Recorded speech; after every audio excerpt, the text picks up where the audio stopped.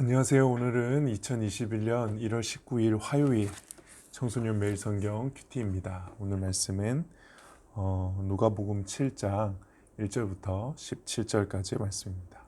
한번 보도록 하겠습니다. 예수님께서 이 모든 말씀을 백성들에게 하신 후 가버나움으로 가셨습니다. 어떤 백부장이 소중하게 여기는 종이 있었는데 병들어 죽게 되었습니다. 백부장은 예수님에 관한 소문을 듣고 몇몇 유대의 장로들을 예수님께 보내어 자기의 종을 고쳐달라고 부탁하였습니다. 그들은 예수님께 와서 간청하였습니다. 이 사람은 선생님께서 부탁을 들어줘도 될 만한 사람입니다. 이 사람은 우리 민족을 사랑합니다. 그는 우리에게 회당을 지어 주었습니다. 예수님께서 그들과 함께 가셨습니다.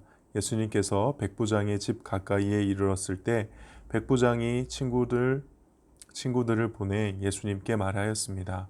주님, 수고하실 필요가 없습니다. 저는 선생님을 집에 모실 만한 자격이 없습니다. 그래서 제가 주님께 나올 자격도 없다고 생각했습니다.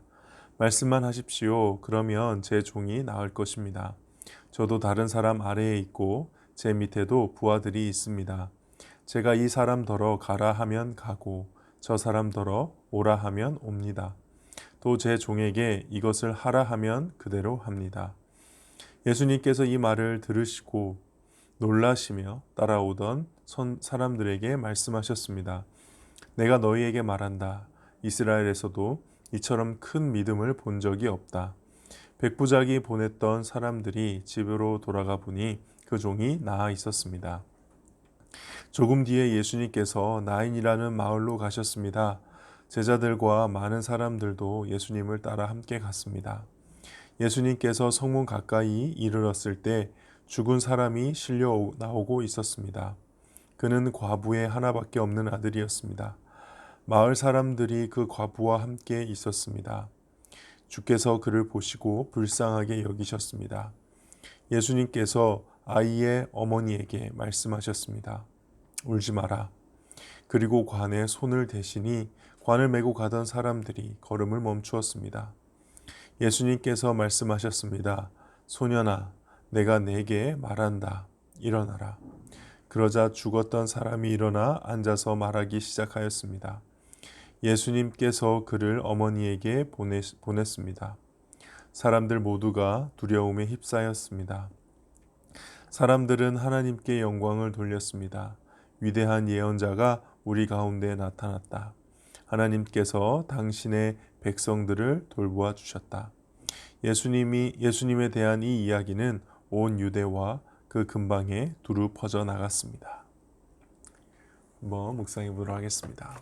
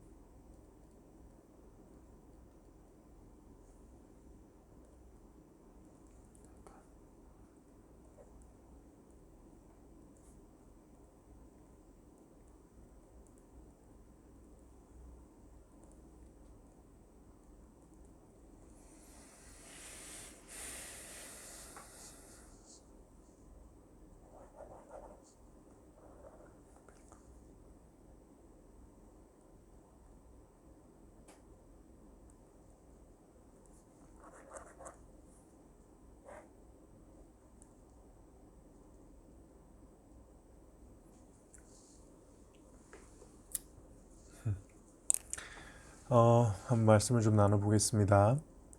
오늘 말씀은 이제 백부장의 종을 치유하시는 예수님의 이야기죠. 그리고 나인성 과부의 아들을 살리시는 장면인데요.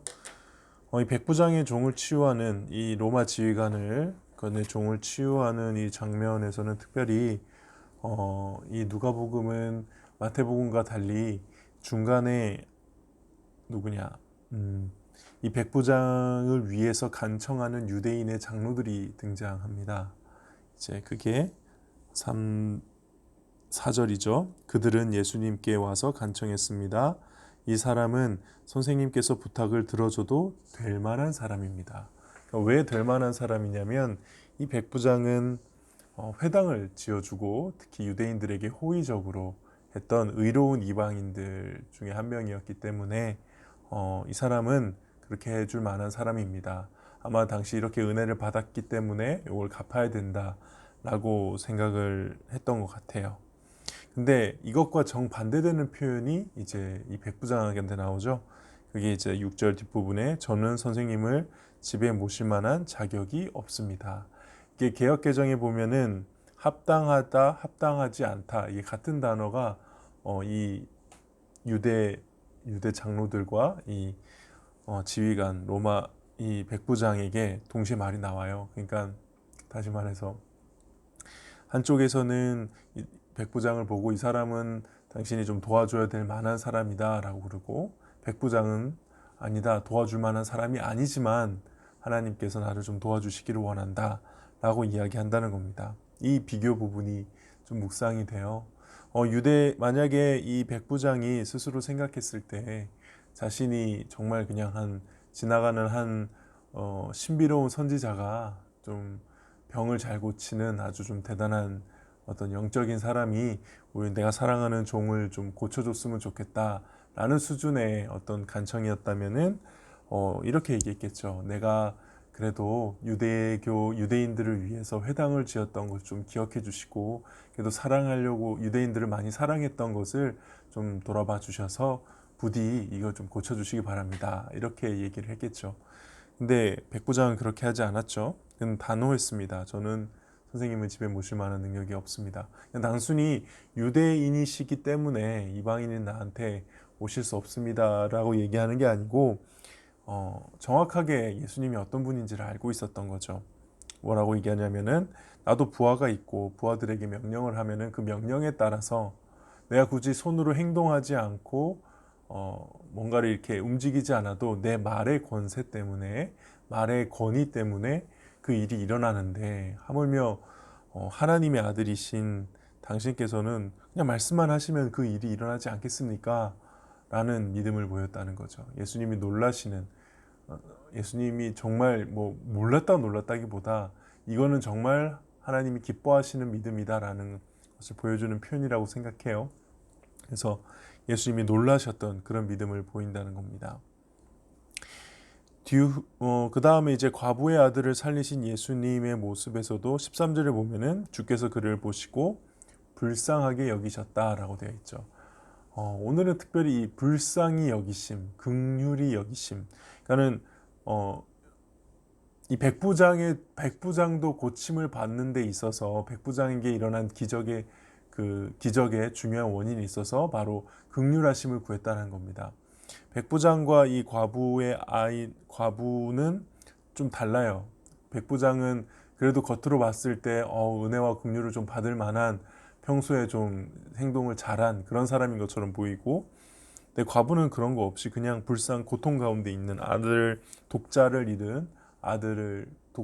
잃은 고통 가운데 있는 그런 모습 민상이죠. 근데 똑같이 둘 다 기적을 체험했던 하나님을 경험했던 가장 큰 이유는 긍휼이라는 데 있습니다. 둘 다 긍휼히 여김을 얻었다는 것이죠. 쉽게 말해서 하나님께서 불쌍히 여기시는 복을 누렸다는 겁니다. 저와 여러분은 우리 고등부 친구들은 우리 선생님들은 불쌍히 여김을 받는 삶일까요? 하나님께 진짜 신앙생활이라고 하는 것이 무엇일까 생각을 해보면 하나님이 나를 바라봤을 때 긍휼히 여기시고 불쌍히 여기시는 것이 진짜 우리가 누릴 수 있는 신앙생활의 복이 아닐까 오늘 본문을 통해서 다시 묵상해 봅니다. 세상은 불쌍히 여김을 받는 것을 수치로 여기고 불쌍히 여김을 받는 것을 인생의 실패로 여기고 있지만은 성경은 하나님으로부터 받는 불쌍히 여김, 긍휼하심이 인생에서 누릴 수 있는 진짜 성공이고 진짜 복임을 깨닫는 것이죠. 그래서 우리가 항상 기도할 때 사실 우리 힘으로 할 수 있고 우리 능력으로 할 수 있고 내가 좀 뭔가 된다라고 생각해도 끊임없이 우리의 긍휼하심을 구해야 하는 것이 아닐까. 하나님의 긍휼하심을 구해야 되는 것이 아닐까. 하나님이 긍휼히 여겨주시는 삶이 최고의 삶인 겁니다. 세상에 잘난 사람들이 많죠. 잘 나가고 싶고 또 잘 나가는 사람들, 또 부자들, 유명한 사람들, 영향력 있는 사람들. 근데 그 사람들 나중에 전부 다 우리까지 포함해서 하나님 앞에 하나님의 긍휼하심을 입었는가, 그렇지 못했는가로 아마 나눠지게 될 겁니다. 저와 여러분은 하나님의 긍휼하심, 불쌍히 여기심을 받는 무리 속에 속하기를 간절히 바랍니다. 기도하겠습니다. 하나님 아버지, 그렇습니다. 하나님의 긍휼하심을 얻는 것이 인생의 가장 큰 복입니다. 하나님, 저희가 이 복을 놓치지 않고 오늘도 주님의 긍휼하심을 따라 살아가는 저희들 되게 하여 주시옵소서. 예수님의 이름으로 기도합니다. 아멘. 우리 고등부 친구들, 오늘 하루도 말씀 가운데 오늘 주님의 긍휼하심을 붙들고 나아가기를 소망합니다. 우리 또 보도록 합시다. 오늘도 화이팅!